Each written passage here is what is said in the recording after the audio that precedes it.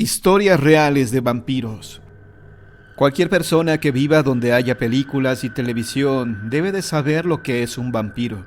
Esos seres de leyenda que son difuntos vivientes. Una persona que, aunque fallecida, sigue rondando entre los vivos, convirtiéndolos en víctimas de una insaciable sed por el líquido vital de cada persona, ya que el vampiro es por definición inmortal o casi inmortal. Y la clave de su longevidad es precisamente ese líquido vital de las personas. En general, el vampiro ataca a su presa de noche, cuando la persona duerme. Al amanecer, la persona se sentirá débil y confusa, y tendrá en el cuello 2 pequeñas heridas, por las cuales el difunto viviente le habrá extraído el líquido vital. Inevitablemente, la víctima fallecerá. Pero también hay casos en los que se une a las filas de los fallecidos vivientes. Según las leyendas, esto ocurre cuando la misma víctima bebe a su vez algo de la sangre del vampiro que la atacó. El territorio vampírico por excelencia es Europa Oriental, y en especial Transilvania, hogar del célebre Drácula. Ahí pueden convertirse en murciélagos o lobos, y realmente hay pocas armas que sirven contra ellos. Pocas maneras de detectarlos y vencerlos.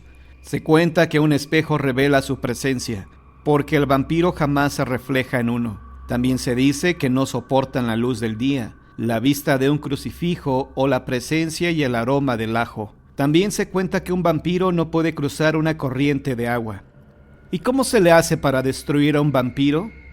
Se requiere de una estaca de madera en el corazón, de una espada o bala de plata atravesada también en el órgano vital, o quemarlo vivo. Por lo menos las leyendas cuentan que así se procedía en Rumania, por ejemplo, y aunque con variaciones en cuanto a sus características y a la manera en que se eliminan, los vampiros han surgido en otros países. Y se dice que en la región meridional del estado de Rhode Island en Estados Unidos es donde se han reportado más incidentes relacionados con vampiros, fuera de Transilvania.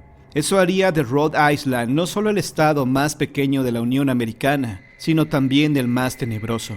Se cuenta que el vampirismo aparece en Rhode Island a principios del siglo XVIII en el rancho de un próspero granjero de apellido Stukeley, quien llegó a tener 14 hijos.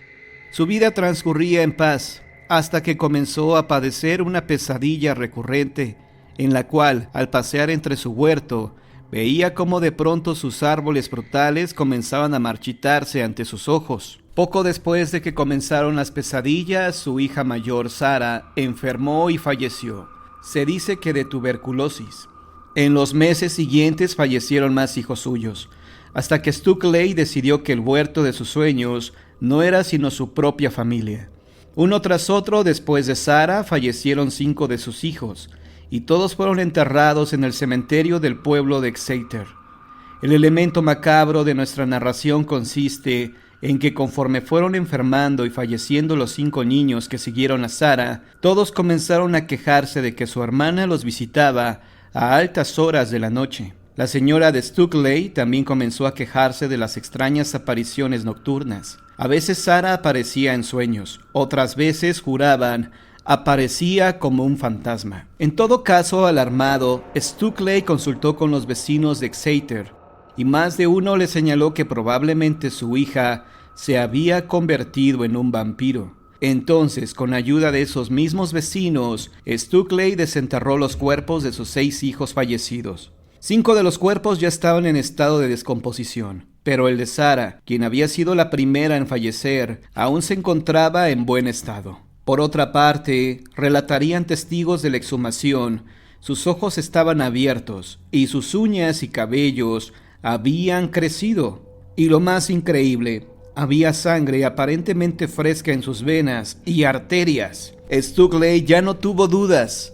Algún vampiro había poseído a Sara, y ella se había vuelto fantasma y vampiro a la vez. Y haciendo acopio de fuerzas e invocando ayuda divina, el horrorizado granjero extirpó el corazón de su hija, lo colocó sobre una roca cercana y lo quemó hasta que quedó convertido en cenizas. Poco después falleció un 7º hijo, pero en adelante el resto de la familia Stukeley gozó de buena salud. ¿Fue acaso tuberculosis el mal que se abatió sobre aquellos granjeros? ¿Fue un caso auténtico de vampirismo? En todo caso, la leyenda de los Stukeley es solo la primera de las muchas que hay en el pequeño estado de Rhode Island. En el siglo siguiente, en la década de 1890, tuvo lugar otro caso que involucró también a una numerosa familia, esta vez de apellido Brown. De nuevo, algún médico podría señalar que se trató de una epidemia de tuberculosis, enfermedad que aún no estaba bien definida por la ciencia médica y contra la cual no había realmente remedio.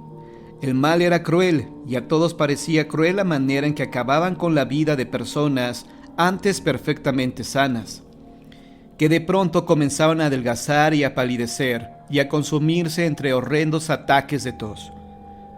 Así falleció Mary, la esposa de George Brown, y así falleció también Mary Olive, la hija mayor, 6 meses después.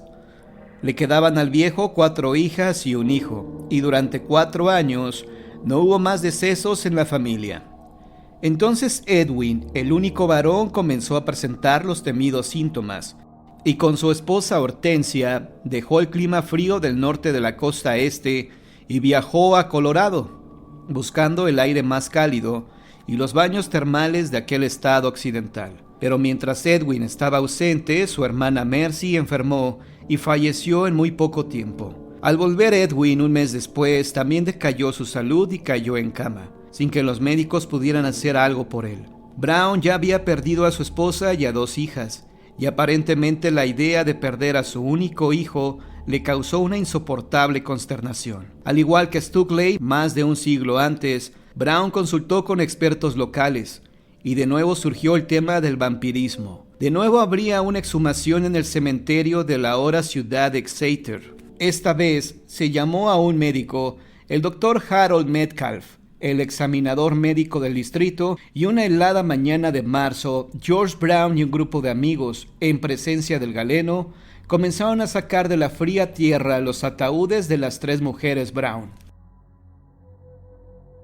Los cuerpos de la madre y de Mary, sepultados años antes, se encontraban en avanzado estado de descomposición, pero el cadáver de Mercy, fallecida más recientemente, se veía en buen estado. Para los presentes parecía que además el cuerpo de Mercy ya no estaba en la posición en la que había sido puesto en el ataúd. Entonces, a petición de los familiares presentes, el doctor Metcalf extirpó el corazón y el hígado de Mercy, y todos pudieron ver que de los órganos cayó sangre al suelo. El doctor señaló que aquello no era del todo anormal y que podía explicarse científicamente, pero para George Brown, sus demás familiares y vecinos presentes, no había duda. Mercy se había transformado en fantasma y vampiro.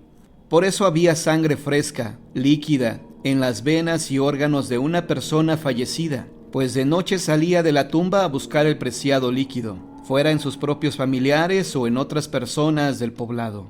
Brown tomó los órganos de su hija, los colocó sobre una gran piedra plana y les prendió fuego. Cuando se consumieron completamente, guardaron las cenizas con mucho cuidado. Según la leyenda, esas cenizas ayudarían a curar a otras víctimas de algún vampiro, y el señor Brown ordenó al doctor Metcalf incluir una pizca de las cenizas en las medicinas que todos los días le prescribía a Edwin. Pero desafortunadamente el macabro antídoto no pareció funcionar, pues el único hijo de Brown falleció una semana después. Toda la historia de la exhumación de los cuerpos de la familia Brown se publicó en la primera plana del Journal Bulletin de Exeter, 2 días después, el 19 de marzo de 1892. Y a la fecha se han escrito incontables artículos y libros sobre los sucesos en torno a la familia Stukeley, de la familia Brown y de otros hechos relacionados con el vampirismo en América, en aquella región del norte de Estados Unidos. En años recientes, 2 descendientes de los Brown, Reuben Brown y Louis Peck, ambos de Exeter, señalaron a la prensa que durante una visita al cementerio, de noche y en compañía de algunos amigos, vieron varias extrañas luces azules flotando arriba de las tumbas de los Brown. Este fenómeno ocurre en muchos cementerios, tanto así que a estos destellos les llaman muchas veces luces de cementerio. Pero aunque los Brown de hoy no han visto mayores cosas sobrenaturales que esas luces, Reuben Brown recuerda que en su juventud alcanzó a hablar con uno de los hombres que con su padre abrió la tumba de Mercy. El hombre le ratificó que George Brown estaba convencido de que Mercy se había convertido en fantasma y vampiro, y que aseguraban que 6 o 7 jóvenes de familias del linaje Brown habían fallecido antes de que Mercy fuera exhumada y que todas ellas presentaban heridas en el cuello, la inconfundible huella del ataque de un vampiro. El testigo de la exhumación también recordó que después de que quemaron los órganos de Mercy, las enfermedades y los fallecimientos cesaron.